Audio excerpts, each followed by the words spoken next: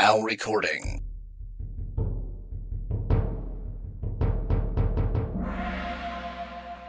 The following podcast may have adult humor, swear words, innuendos of a adult nature. making fun of me. That's a given. Everybody looks forward to that. But just know that you have been warned. Check out these friends of Knights of the Braille.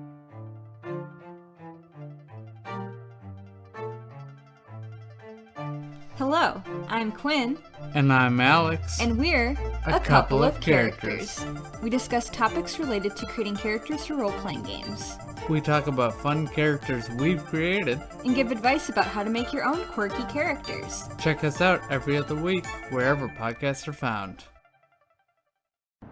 Hey, Jesse, how we doing today? Good, Richard. How are you? Find this frog's hair? Flip 3 ways? You're sounding like really fast. I don't know. Must be your internet connection because you're like, hey, Jesse, how are you?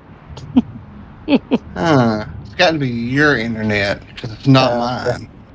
It's never mine. How upset are you that your Braves did not get to play this weekend? Not so much. I did a lot of reading and other stuff like that, so it's all good. But, you know,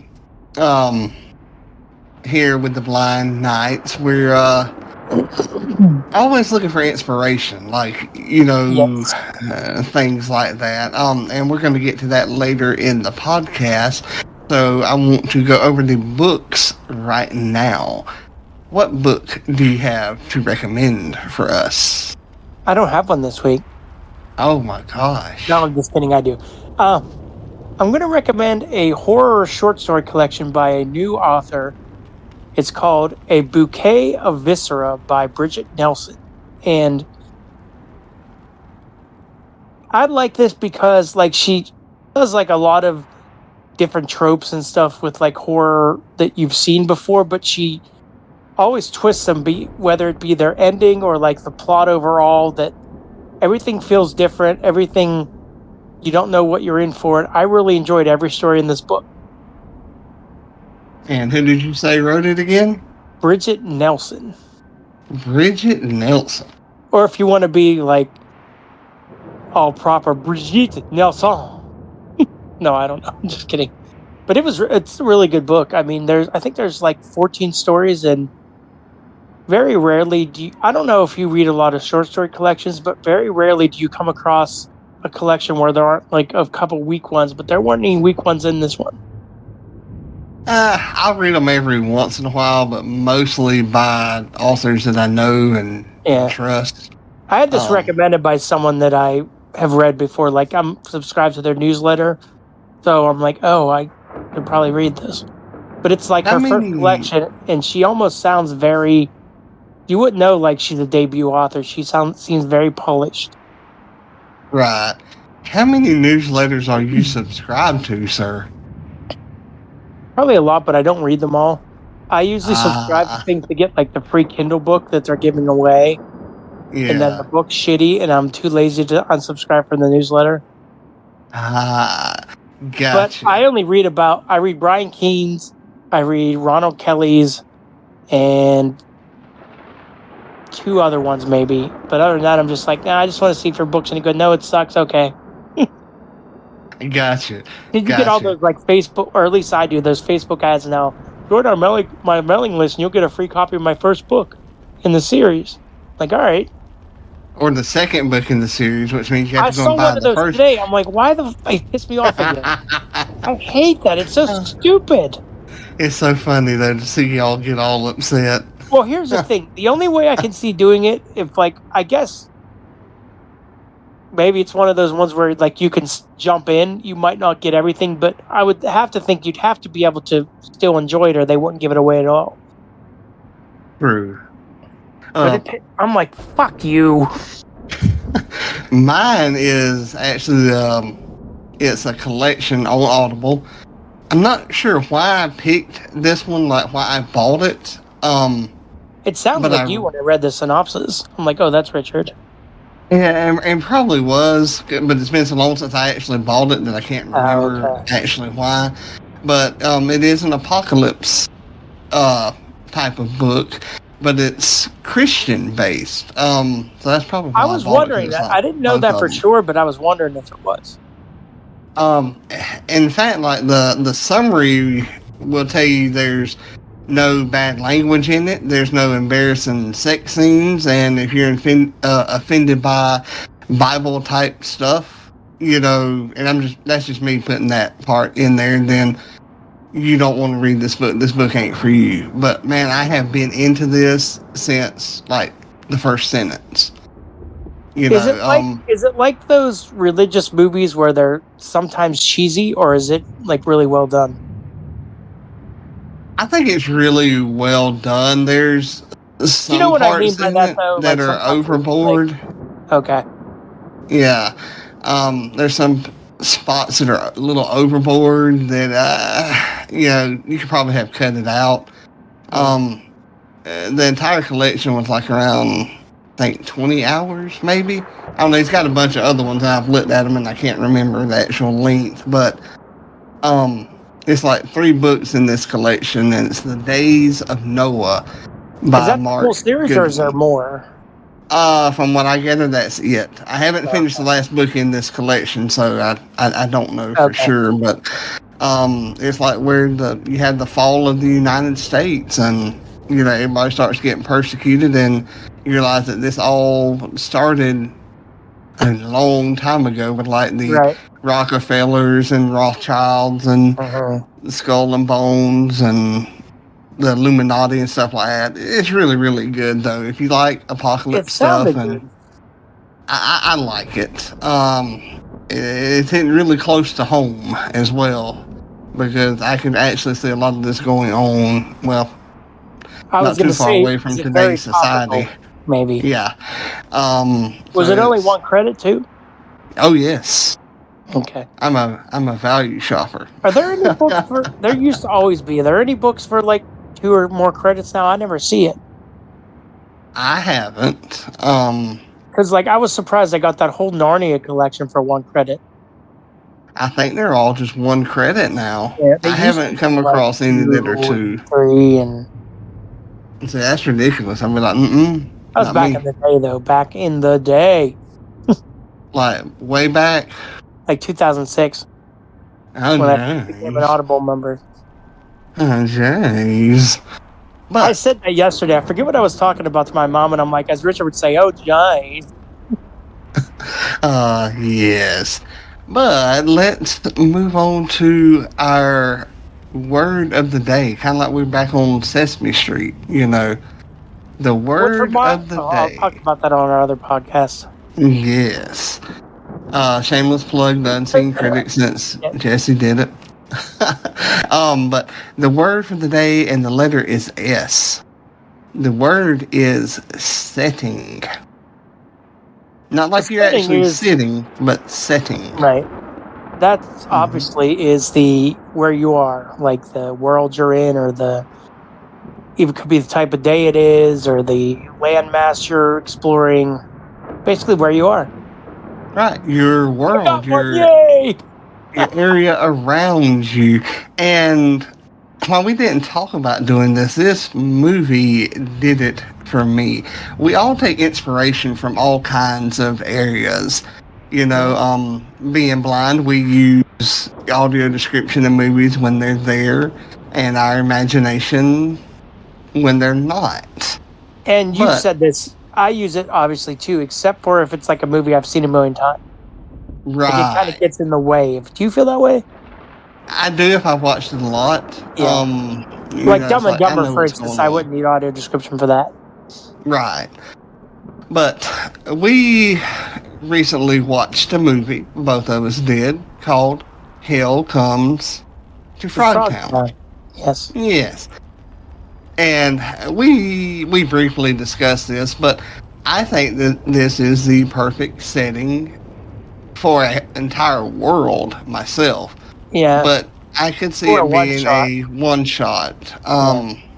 But I could see it being if not an entire campaign, definitely Part of a campaign. Yeah, definitely multiple sessions of Oh this. yeah, you could definitely build it out. Yeah, and this movie is set in the post-apocalyptic era, and they've had like nuclear damage and things like that, and I'm not sure if it's got Roddy Piper in it, of course, but I'm not sure if the frogs were like byproducts of the radiation. Yeah, they don't really explain that, like how they came to be. Right.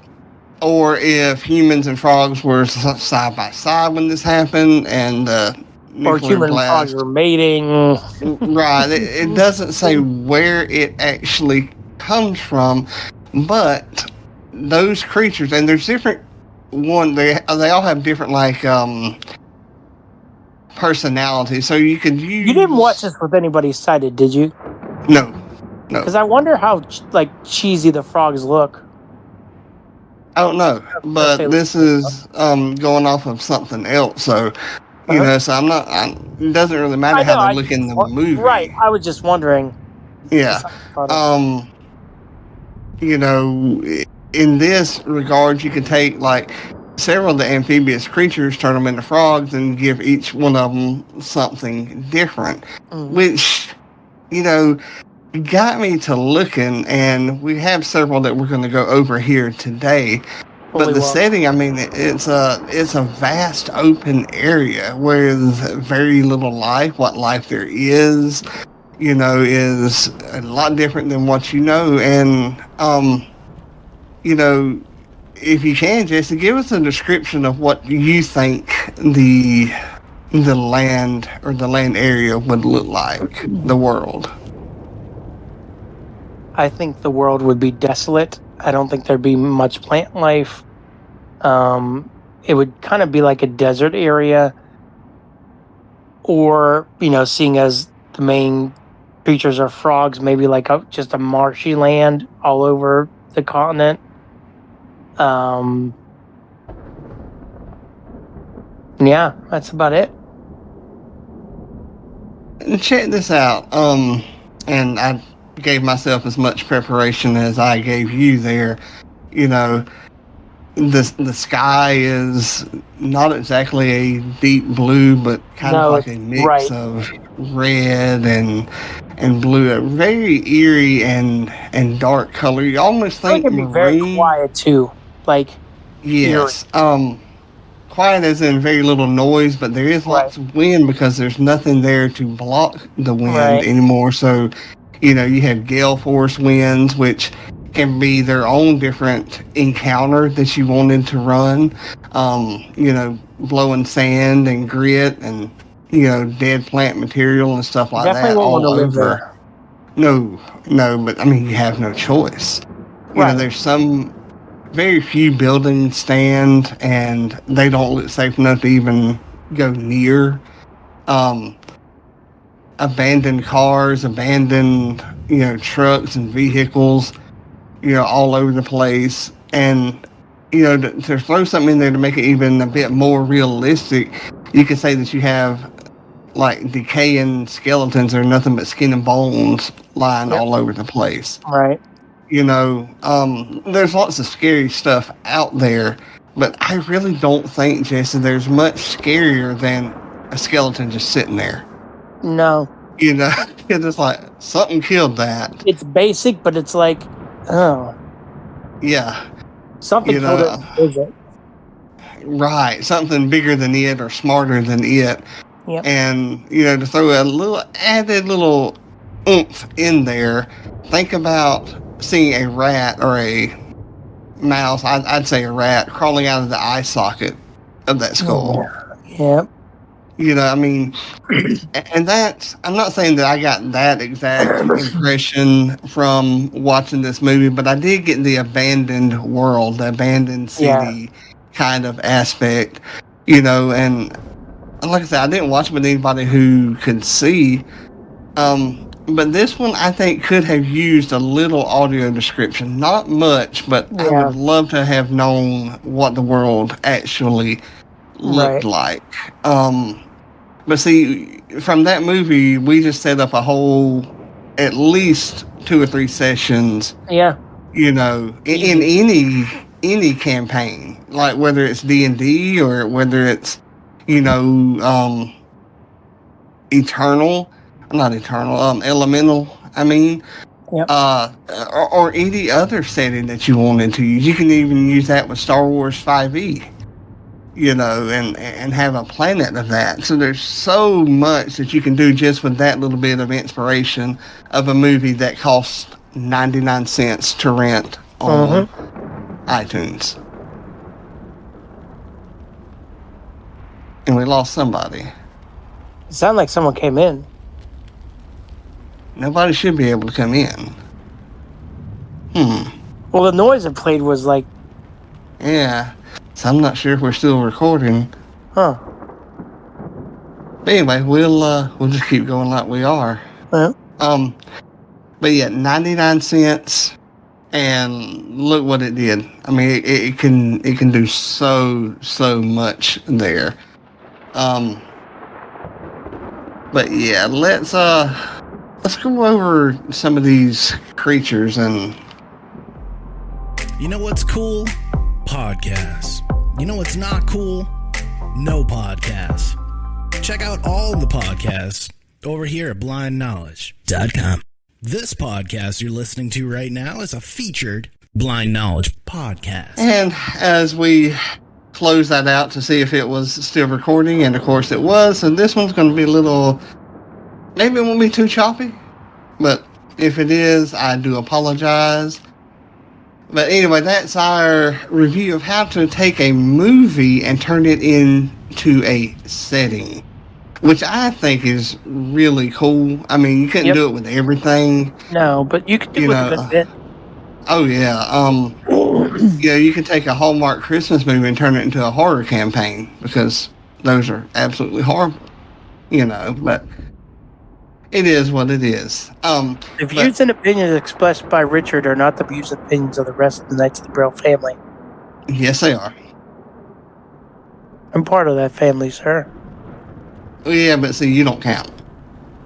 Oh, but everyone else does. Yep. You know that's how it is when you have things that are located in somebody else's pocketbook. But let's continue with the zoo or the creatures. And this goes off of Frogtown here. Now, you've come across bullywogs or bullywugs. In our first ever campaign that you ran. Yes. I mean, first ever one I was a part of. And I was accused of using them to try to kill the entire party. That was the crocodile that was strong as shit. Yeah. But anyway, that's neither here nor there. Right. But you can use those. You can amp them up. You can leave them as they are and just flavor them a little differently. But they usually live in like swamps and marshy, wet type areas, which if you'll remember from the movie, Jesse, they did have like, I could hear like water and nature sounds whenever they were actually in Frogtown. Right. So, you can use that aspect of it. You can use a giant frog, which you all face the giant crocodile. It wouldn't be as powerful as a crocodile, grant you, but it would still work. And just, a lot of times in games, we want to try to go straight by the rules, and that's not the way that I run. It's not the way that I like to play. Yeah. So, just flavor it a little different. The frog rules as written, which is also called raw, cannot walk. Well, who's to say that it can't? You're the one running the game. So you let them walk. I'm assuming unless you beat them up, bullywogs are very wimpy. They can be, but I think they're a playable race now. So oh, really? I believe so. I'd have to look back. I mean, I would never want to play one. Was there random question? Was there a frog character in Ninja Turtles ever? Yes. Okay. I thought so, but I wasn't sure. Yeah, I can't remember their names. All I remember is the fish character that's name was Ray Fillet. But yeah, they were in the cartoon. Okay. Oh, they had a lot of dealings with Leatherhead, if I remember right. I loved him. But they were kind of like rednecky. Oh, wait, I do hillbilly-ish. remember them. Yeah, Yes. yeah. And I'm trying to remember their names, but they were like painters' names or something like that, if I remember Yeah, right. I do kind of remember that. Because I think there was like Aristotle, maybe. Leatherhead was awesome, though. I don't care what anybody Oh, says. yes. He was a wrestler, and his real name was Jesse. Yeah. But we have Froggamouth. Not really What is sure. that? I didn't look up. I did not look it up to see, but the way it's spelled is FROGHEMOTH.